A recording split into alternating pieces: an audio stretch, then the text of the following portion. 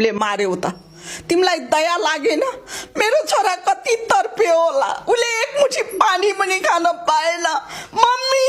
mummy भन्यो होला भाइ भाइ भन्यो होला उसले आफ्नो परिवार गुहार्यो होला तर त्यो बेला मेरो छोरा कति छटपटायो होला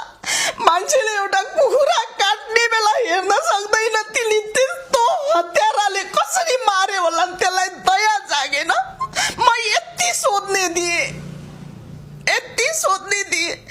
आज मेरो दाहिने हात भाँचेर लगिदियो म बेसहारा थिए म लोग्नीबाट बेसहारा थिए आज मलाई छोराबाट पनि बेसहारा बनाइदियो मेरो दुईटा नाबालक नाति छ त्यस्तो कलिलो 18 वर्षको बुहारी छ मैले कसरी सम्हाल्ने म अर्काको घरमा महिनाको 8000 भाडा तिरेर बस्छु मैले एउटा व्यापार गरेर खान्छु सानो एउटा